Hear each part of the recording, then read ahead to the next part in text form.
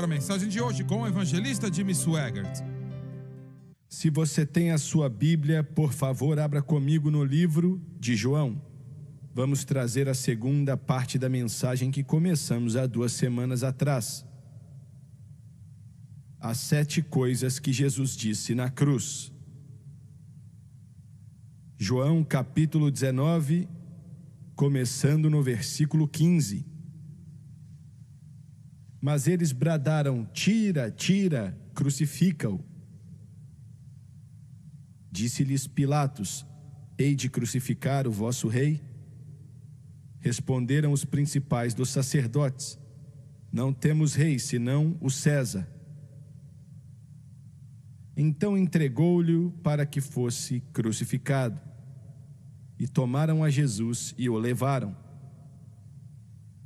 E levando ele às costas a sua cruz, saiu para o lugar chamado Calvário, que em hebraico se chama Gólgota, onde o crucificaram, e com ele outros 2, um de cada lado e Jesus no meio.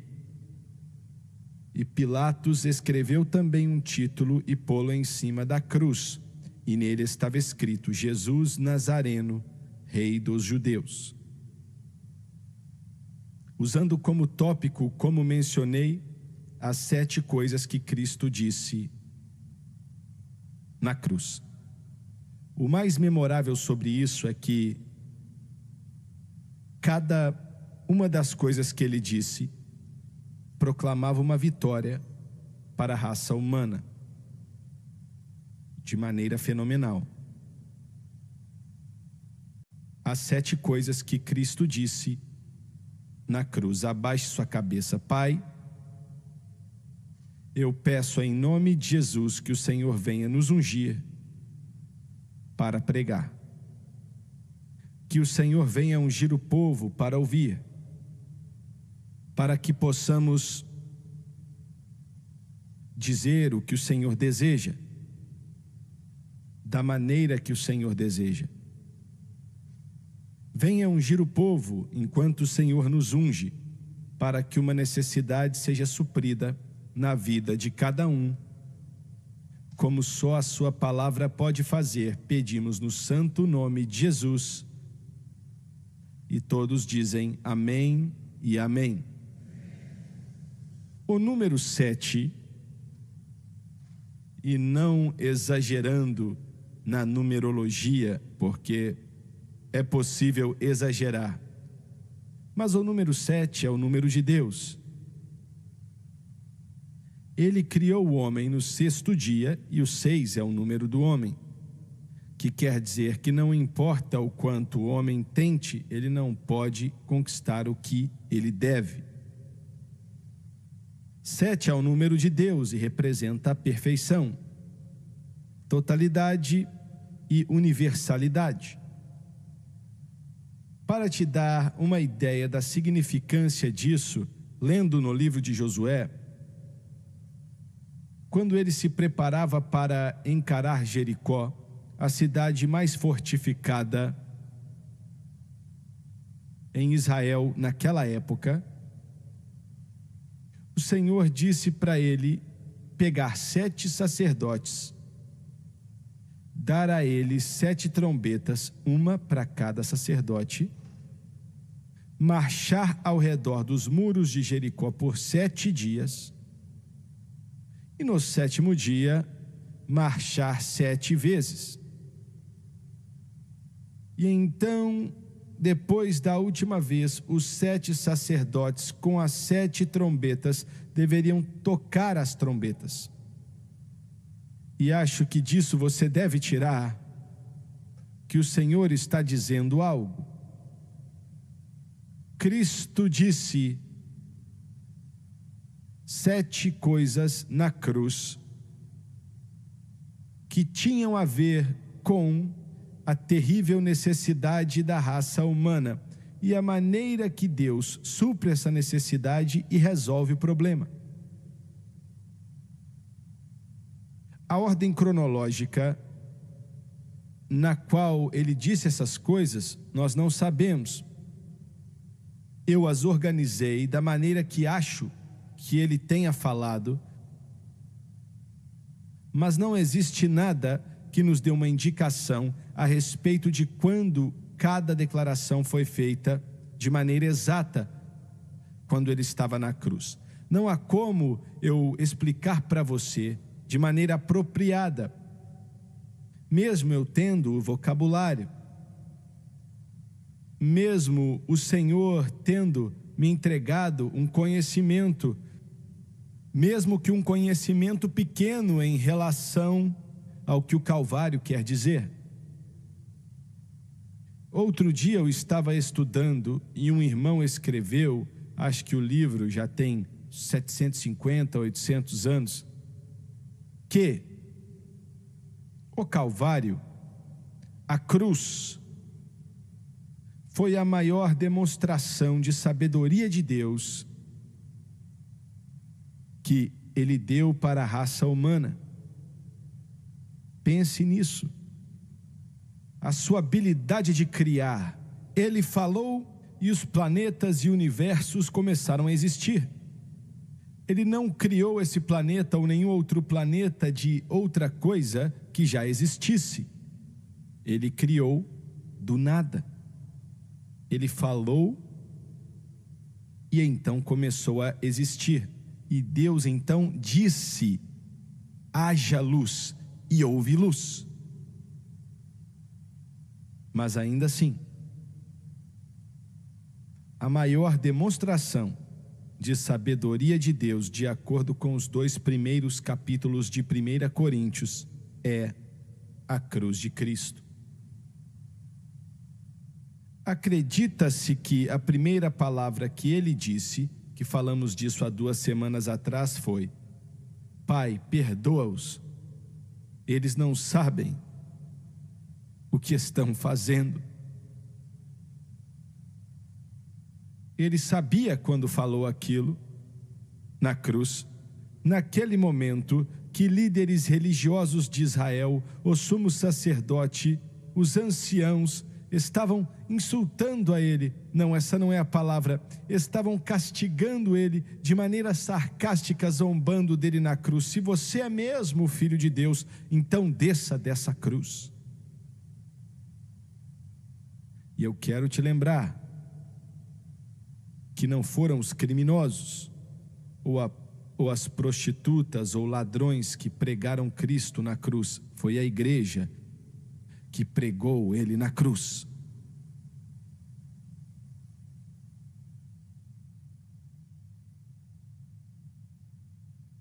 Aquilo foi misericórdia. A misericórdia de Deus, que Ele mostrou para todos nós. Misericórdia. Quando Bartimeu chegou ali cambaleando diante de Cristo, vivendo em trevas, ele clamava: Filho de Davi, tem misericórdia de mim. O homem não precisa de justiça, ele precisa de misericórdia.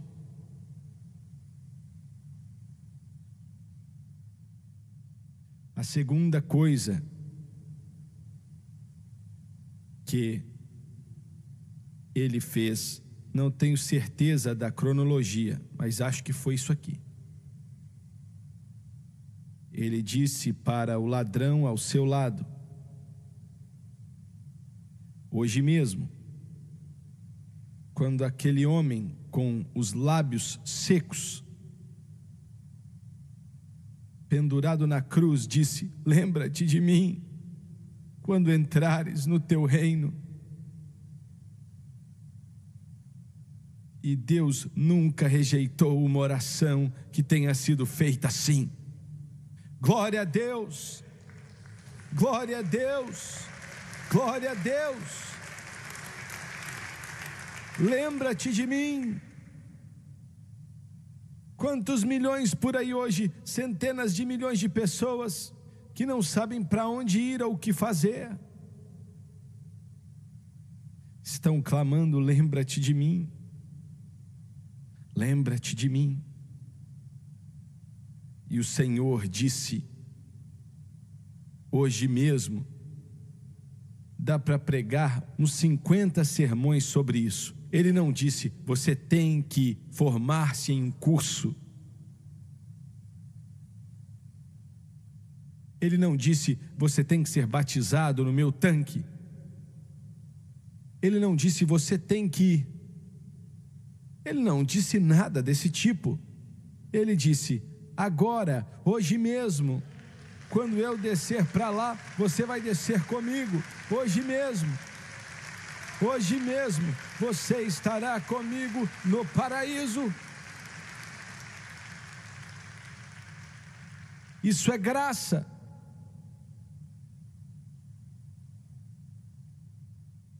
E então,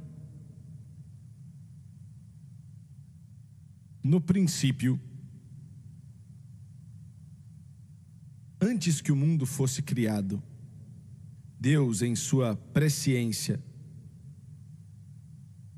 sabia que ia criar esse planeta e o universo, e que Ele criaria o homem. E Ele sabia, através de sua presciência, que o homem ia cair. Deus não foi pego de surpresa. E a Trindade teve que tomar uma decisão sobre como o homem caído ia ser restaurado. E a Trindade decretou, por escolha, que o homem caído seria resgatado pela graça. Veja bem, a graça tem que ser uma escolha, senão não é graça. Deus escolheu o método da graça. A graça simplesmente é a bondade de Deus estendida para pessoas que não merecem. Alguns de vocês aqui bebiam tudo que aparecia na sua frente até Jesus te salvar. Mas Ele não te repreendeu quando você disse, me ajuda, Senhor. Ele veio, te limpou e te lavou. Isso é graça. Isso é graça. Alguns de vocês usavam drogas quando Jesus te salvou. Você sabia que estava morrendo, indo para o inferno, mas você disse, Senhor, lembra de mim, tem misericórdia de mim. E naquele momento Ele se lembrou, e isso é graça. Nenhum de nós é digno do céu. Mas Deus lida conosco através da graça que vem pela cruz. Você não tem nem que entender, você só tem que aceitar. Mas lembre-se que, quando Ele escolheu a graça, o céu escolheu o meio da graça, e é assim que Ele lida com o homem caído. Então Ele não tinha escolha, senão estender misericórdia. Aleluia, glória a Deus, glória a Deus. E eu tenho uma novidade para você. O diabo pode dizer que não é assim, mas a Bíblia diz que a misericórdia dele dura para sempre, para sempre. E então Ele disse, meu Deus, por que me abandonaste? Deus abandonou a ele? Sim, mas você precisa entender o que estava sendo dito. Ele só abandonou Jesus de maneira que Ele não libertasse ele da cruz, porque Ele estava levando a pena pelo pecado da humanidade, passado, presente e futuro. E se Deus tivesse libertado a ele, eu e você não estaríamos aqui hoje. Mas era Ele dizendo, por que o Senhor me abandonou? Ele tinha que ser abandonado durante aquelas 3 horas que Ele esteve na cruz, em trevas profundas, colocado na cruz às 9 da manhã, morreu às 3 da tarde, 6 horas, mas 3 daquelas horas foram em trevas. Porque Deus não podia olhar para o seu filho, levando a pena pelo pecado da humanidade. Eu quero dizer algo que disse há 2 semanas atrás, mas é lindo. As antigas ofertas de Levítico, representavam tudo isso. Quando o pecador vinha e oferecia uma oferta pelo pecado diante de Deus, na lei mosaica, ele colocava sua mão na cabeça do cordeirinho e confessava os seus pecados, transferindo a pena para aquele cordeirinho, todo o pecado que ele tinha cometido. Quando ele oferecia um holocausto, era o oposto. Deus pegava toda a justiça e perfeição dele e colocava sobre o pecador. Você entrega a ele todos os seus pecados e ele te entrega toda a justiça dele. Alguém tem que se alegrar, alguém tem que louvar a Deus, alguém tem que adorar ao Senhor. Meu Deus do céu, aleluia! Você entrega a ele todos os seus pecados e ele te dá toda a justiça dele. Glória a Deus! Eu não sei de você, mas isso me alegra. Eu quero bradar, eu quero louvar a Deus. E quando você entrega para ele, não peça de volta. E quando algum cristão religioso quiser te lembrar disso, manda ele catar coquinho. Alguém se alegra aí? Dá um brado de vitória aí.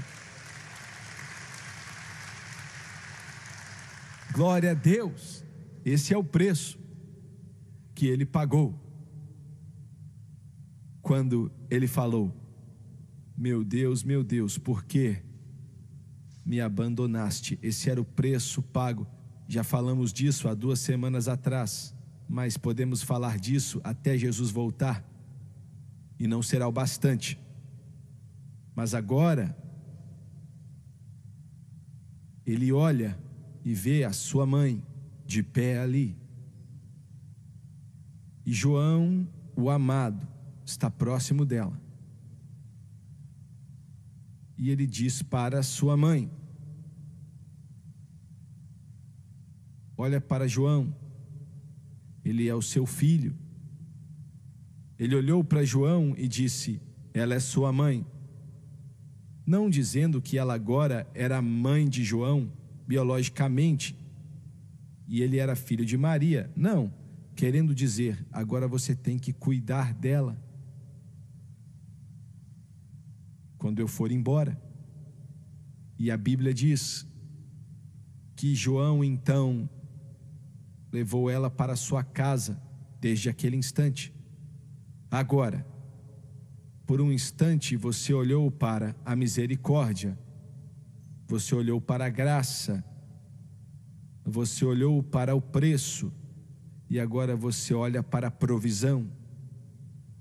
Olha, a cruz possibilitou que ele providenciasse para nós. Oh, glória a Deus, aleluia, aleluia. Ah, você não está entendendo, você não está entendendo. O que você precisa, Jesus já providenciou através do que ele fez na cruz. Você precisa de um emprego melhor, ele já providenciou. Eu não disse: olha, será que você está salvo? Não, eu disse: você precisa do que você precisa. É de cura, ele já providenciou. Não importa qual é a situação, nós não buscamos no governo, não buscamos no Congresso, não buscamos no homem, buscamos em Deus. Ele vai suprir toda a nossa necessidade. Glória a Deus. E olha, eu posso ver nesse momento, existem alguns aqui que duvidam desse momento. Ah, eu não sei se devemos pedir por coisas em relação à cruz. Foi ele que pagou o preço.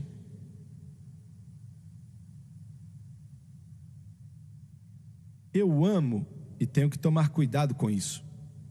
Mas eu amo presentear os meus netos, dar as coisas para eles. Eu amo quando seus olhos ficam arregalados. Eles pegam, olha, é para mim.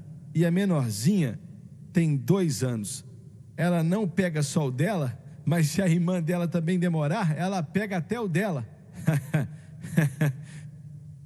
Se a irmã dela não tomar cuidado, ela pega e de repente fica tudo com ela. E isso não está certo. Alguns cristãos estão tentando pegar tudo para você. Você não pega o que pertence a outra pessoa. Você está me entendendo? Olha, eu quero que você entenda. Estamos vivendo em tempos trabalhosos. Tempos trabalhosos. Você tem os maiores economistas no mundo dizendo: eu não sei como é que o sistema financeiro vai aguentar. Devemos 15 trilhões de dólares. O governo hoje gasta 140 mil dólares por segundo. E 50 mil dólares desse dinheiro é dinheiro emprestado.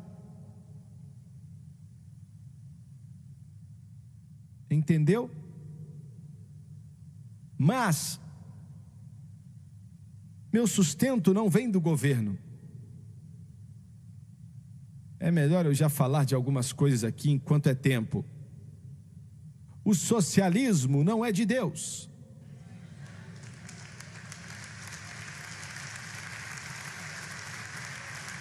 O socialismo faz com que o cidadão espere que o governo dê a ele um cheque para que ajude ele, por aí vai. Mas a Bíblia diz, olhando para Jesus, o autor e o consumador da nossa fé. Satanás quer colocar essa nação em uma mentalidade socialista. Não vai dar certo.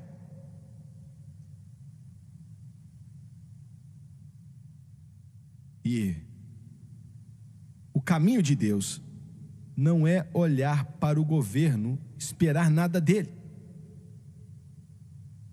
mas olhar para Jesus, o autor e consumador da nossa fé. Agora que comecei a deixar as pessoas iradas, eu vou continuar. Se você recebe assistência do governo e não precisa dela, você está roubando.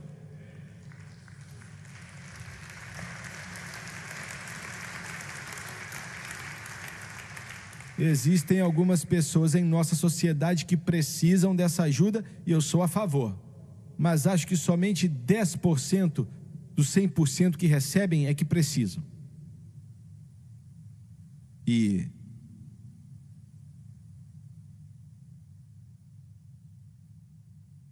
você está me ouvindo? Se você não precisa, em segundo lugar, arrume um emprego.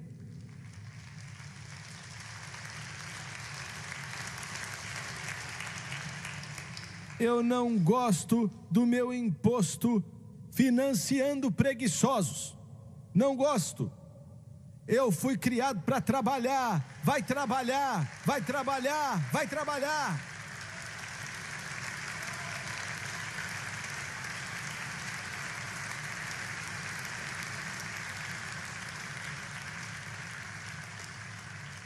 Eu não acho um emprego. Arrume um emprego no McDonald's se tiver que fazer isso.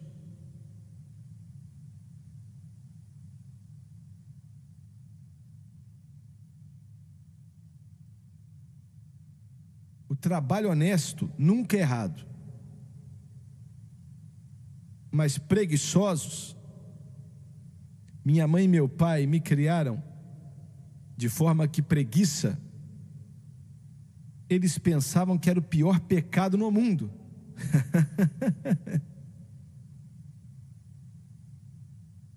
Quando eu tinha 10 anos de idade, desde que eu tinha 10 anos, eu comprava a roupa que eu usava e pagava do meu bolso. Eu colhia algodão, a maioria que nem sabe o que é isso. Eu colhia algodão, eu colhia nozes, eu salgava vacas mortas. Eu sei que você não sabe o que é isso. Você pega o sal, depois de tirar o couro da vaca, você passa sal nela para preservar a carne.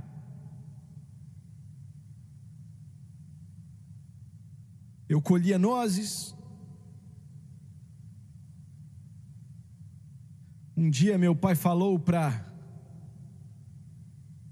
eu plantar feijão. E eu não queria plantar feijão. Eu estava brincando de bola e eu jogava bem. Olha, eu queria brincar de bola, eu não queria plantar feijão. Mas ele falou: não, vai plantar 1 acre de feijão. Você vai fazer um buraco, coloca 2 feijões ali dentro, cava outro buraco, mais 2 feijões, até alcançar 1 acre. Eu não queria plantar feijão. Eu cavei um buraco e coloquei todos os feijões em um buraco. E para ser bem sincero, a coisa ficou feia.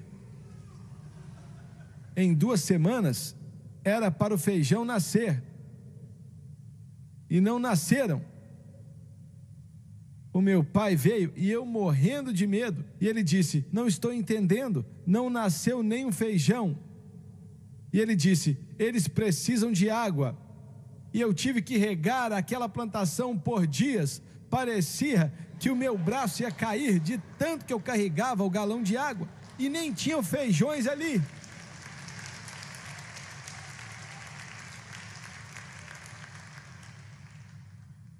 E eu estava salvo,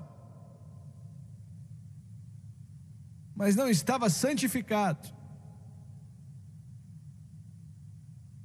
Quando eu e a Francis nos casamos, alguns meses depois que nos casamos, eu estava andando com o meu pai e de repente falamos do feijão. E ele disse: eu nunca entendi por que aquele feijão não nasceu. Foi por minha causa. E eu falei: bem, pai, é melhor eu te contar. Eu tinha 10 anos quando eu tinha que ter plantado, e agora eu estava casado. Do que você está falando? E eu falei: eu nunca plantei aqueles feijões. Eu cavei um buraco só e coloquei tudo em um buraco. Eu achei, de verdade mesmo, que ele ia parar o carro e me bater naquele momento. Mas os meus pais me criaram para trabalhar. E Deus não vai providenciar sempre para preguiçosos. Ele não vai providenciar nada para pilantras. Entendeu? Mas Ele vai providenciar para aqueles que não têm medo de trabalhar. Muito bem. E depois Ele disse: tenho sede. Desidratação era o que estava acontecendo. Ele tinha perdido muito sangue. Os romanos tinham espancado ele quase a ponto de morrer, porque os judeus só podiam dar 40 chibatadas, mas davam 39 para não quebrar a lei. Mas os romanos podiam bater em você à vontade. Muitos que eram sentenciados à morte na cruz não chegavam na cruz, morriam por causa do espancamento que vinha antes. Arrancaram a barba do rosto dele. Foi por isso que Isaías disse que sua imagem estava tão desfigurada, mais do que a de qualquer outro homem, ou seja, não dava para saber o que ele era. Eu sei que nossos amigos católicos falam desse sudário de Turim que representa a face de Jesus. Não representa, não. Como é que eu sei que não representa? Porque a face dele estava tão desfigurada que não tinha forma alguma. E eles colocaram a coroa de espinhos em sua cabeça, com 6 polegadas. Bateram nele, deram socos nele, cuspiram nele. E o seu corpo estava tão desidratado porque perdeu muito sangue, que ele disse: tenho sede. E aquilo era ele suprindo a necessidade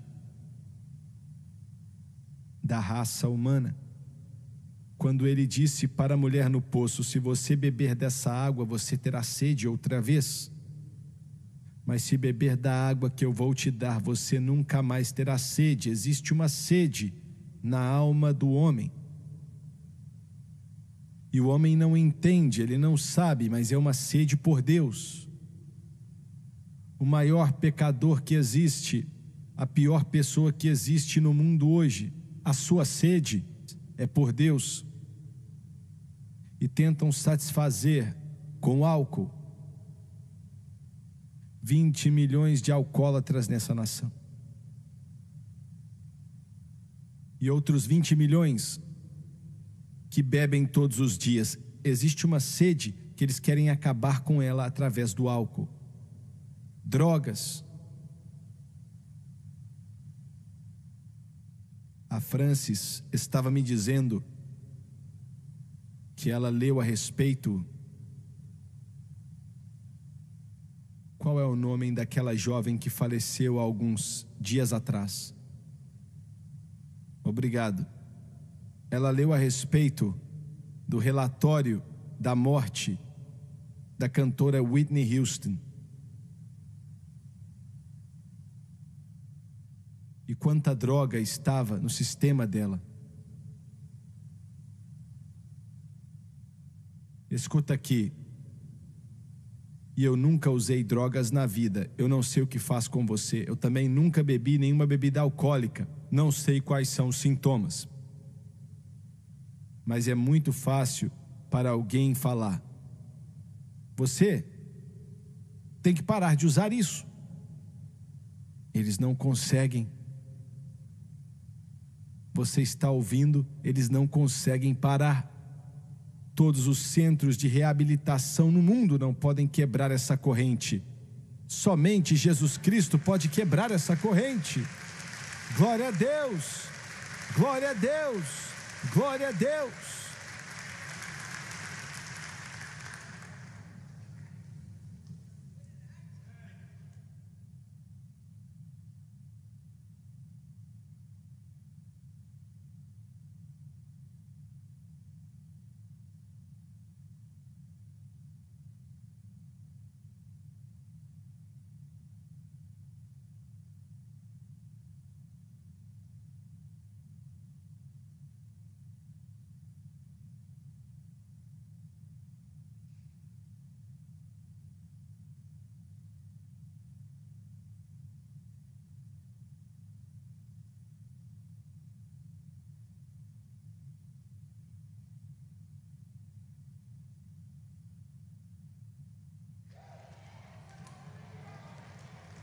Eu quero repetir o que falei.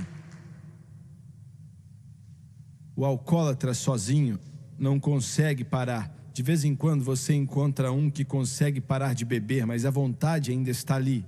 É o que eles dizem.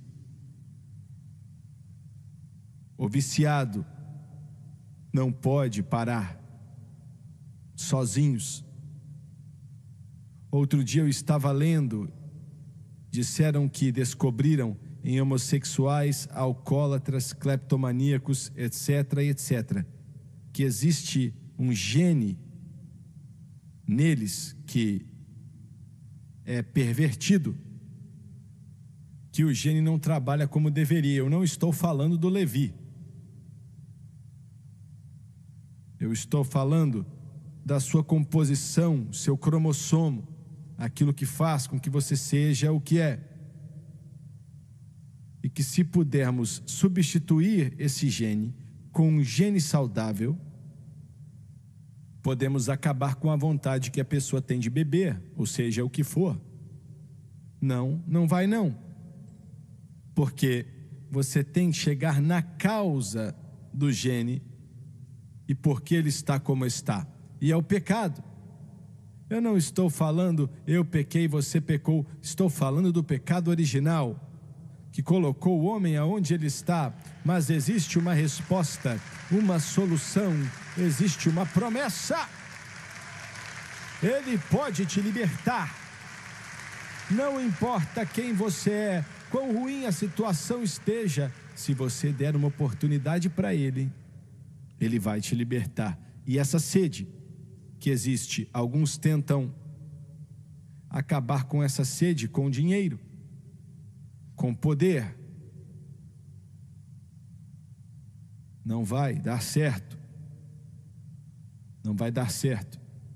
Eu, o Usli e o Doni também, passamos 2 horas com o presidente Pinochet do Chile, quando ele era o presidente daquele país. Ele mandou nos buscar com o helicóptero dele. E eles nos levaram à sua versão do acampamento de Davi.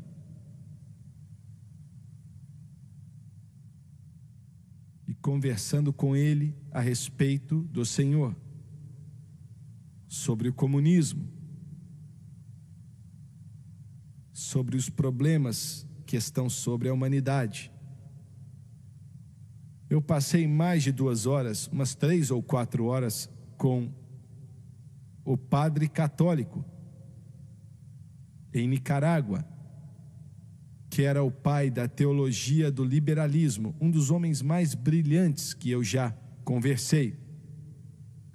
Foi muito interessante conversar com ele. Se formou na UCLA e tinha um PhD de uma outra universidade, não lembro qual.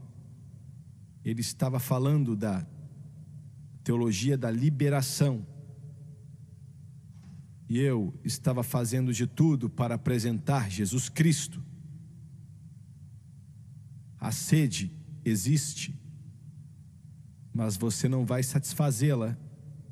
Não importa o que você quiser fazer ou quem você é, com nenhuma outra coisa senão Jesus Cristo. Agora, próxima da última palavra que ele disse foi: está consumado. 2 palavras que talvez sejam as 2 maiores palavras já faladas. Está consumado. Quer dizer que a lei de Deus foi satisfeita. Quer dizer que a redenção agora é um fato. E quando ele falou aquilo, está consumado, no templo, entre o santo lugar e o santo dos santos, haviam apenas 2 cômodos ali, com outros cômodos ao redor, mas dentro do templo só 2, o santo dos santos e o santo lugar. Entre o santo dos santos e o santo lugar havia um grande véu. Joséfos disse que tinha 4 polegadas de grossura, 4 polegadas de grossura, com 15 metros de altura, alguns dizem até 40 metros, vamos dizer 20 metros, 20 metros de altura, que na realidade dizia, ninguém pode entrar aqui. Joséfo diz que 4 arados de boi não podiam rasgar aquela cortina. Mas quando ele falou, está consumado, glória a Deus, glória a Deus. Deus pegou desde o topo, porque se fosse de baixo eles iam falar que foi um homem, mas Deus rasgou aquilo para que todo aquele que quer pode vir e beber de graça da água da vida. Glória a Deus! Consumado. Essa é uma obra consumada. Pare de tentar adicionar alguma coisa nela. Consumado, completo, terminado, não falta mais nada. Glória a Deus! Minha salvação é completa em Jesus. O meu tempo acabou. A última palavra que ele disse, esse era o grande plano de Deus, consumado. O plano de Deus estava completo. E a última palavra que ele disse, e alguns argumentam contra isso, dizem que a última palavra foi está consumado. Mas eu não acho que foi. Eu acho que essa palavra foi a última. Quando ele disse, em suas mãos eu entrego o meu espírito. Glória a Deus. Agora, para o povo que diz que Deus o abandonou e não quis mais nada com ele, isso acaba com esse argumento. Jesus não falou, diabo, eu te entrego o meu espírito. Ele disse, Pai, em suas mãos eu entrego o meu espírito. Glória a Deus. Isso é vida eterna. Isso é vida eterna. Eu preguei em um funeral de um homem há uns 4, 5 anos atrás. E nenhuma vez ele passou na porta dessa igreja. Pelo menos que eu saiba. Eu fui visitá-lo no hospital por causa de algo que me falaram e eu orei com ele enquanto ele estava inconsciente. E não sei se ele entendeu ou não. Mas a esposa dele me falou. Ela disse, irmão Swaggart, nos últimos 6 meses, meu esposo não perdia o seu programa. Se alguém vinha nos visitar, e isso quando o programa estava passando, ele dizia, ou você assiste comigo, ou vai para outro lugar, porque eu vou assistir esse programa. E ele assistia toda semana. Quando eu chorava, ele chorava. Quando eu orava, ele orava.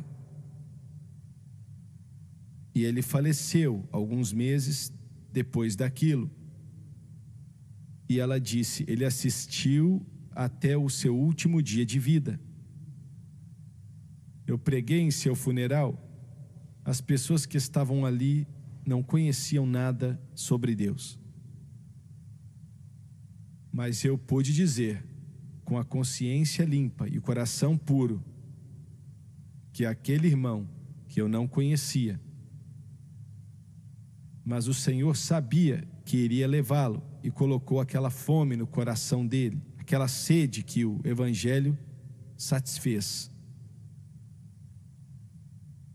E ele orou comigo, ela me disse, aceitando a Cristo. E através da pregação eu disse para ele como chegar no céu. Glória a Deus, aleluia. Que toda pessoa que clama ao nome de Jesus, quando chega a hora, você pode dizer, em suas mãos, eu entrego o meu espírito. Glória a Deus, aleluia, aleluia. Aonde está a sua vitória, ó túmulo? Aonde está teu aguilhão, ó morte? Abaixe sua cabeça, por favor. Pai Celestial, obrigado por sua graça. Obrigado por sua misericórdia. E obrigado, Senhor, pelo que o Senhor fez na cruz do Calvário, para que todo aquele que quiser pode vir e beber de graça da água da vida. Obrigado por pagar o preço. Quantos aqui hoje, e não vou envergonhar a ninguém, mas, irmão Swaggart, não sei se meu relacionamento com Deus está bom ou não. Eu não quero te envergonhar. Levante sua mão. Ore por mim. Levante a mão. Estou vendo você, meu irmão. Levante a mão. Estou vendo, obrigado. Levante a mão, não vamos te envergonhar, mas se o Senhor está falando com você, tem alguém na galeria? Deus te ama e pagou um alto preço por você. Se coloque de pé, por favor. Se levante. A Francis e os irmãos, eu quero que vocês venham e fiquem de pé aqui na frente. Glória a Deus, glória a Deus. Não vou demorar muito tempo, mas se existem pessoas aqui, ouvindo pela rádio ou assistindo pela televisão ou pela internet, você não tem certeza se você está salvo, você não tem certeza. Hoje, o Espírito Santo diz, é o dia da salvação. Nós vamos cantar, eu estou voltando para casa, Senhor, e eu quero que você venha até aqui. Quero que os cristãos, se você tem um amigo nesse lugar e você quiser vir com ele, venha. Imponha as mãos sobre o ombro dele, convidando ele para aceitar a Jesus. Faça isso enquanto cantamos. I've wandered far away from God. Now I'm coming home. I'm not with. Eu quero que você venha. Pode vir. Você tem certeza?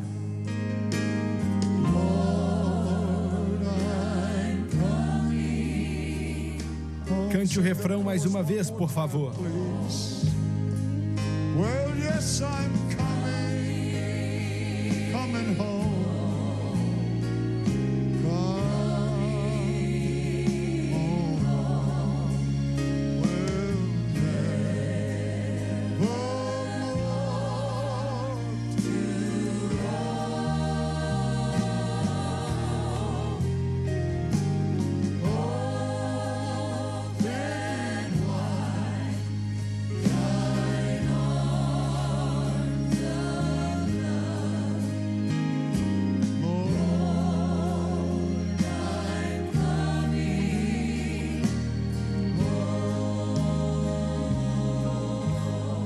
Eu vou fazer a oração do pecador para vocês pela rádio, televisão e internet. E para nossa querida jovem aqui. E quero que você repita conosco. Talvez você não precise, mas vai encorajar aos outros. Repita depois de orarmos. Para essa irmã aqui e aqueles pela rádio, internet e televisão. Saiba que Deus te ama. Eu vou repetir, não importa quem você é ou o que você fez. Não importa quão terrível seja a sua situação, Deus te ama. Ele quer mudar o seu mundo e a sua vida. Repita comigo agora, com muita fé no coração. E ore, repita comigo, irmã. Vamos orar juntos. Querido Deus do céu, eu venho a Ti, em nome de Jesus. Eu me arrependo dos meus pecados, da maneira que tenho vivido e das coisas que eu fiz. Perdoa-me, por favor. Limpa-me com o Teu sangue precioso de toda a injustiça. Com a minha boca eu confesso o Senhor Jesus, e em meu coração eu creio que Deus ressuscitou a Jesus dentre os mortos e que Ele vive. Nesse exato momento, eu aceito a Jesus Cristo como Salvador da minha alma, e eu faço dele o Senhor da minha vida, e de acordo com a palavra de Deus, eu estou lavado, estou limpo, perdoado. Eu estou salvo Glória a Deus, aleluia ao Cordeiro, glória ao Senhor.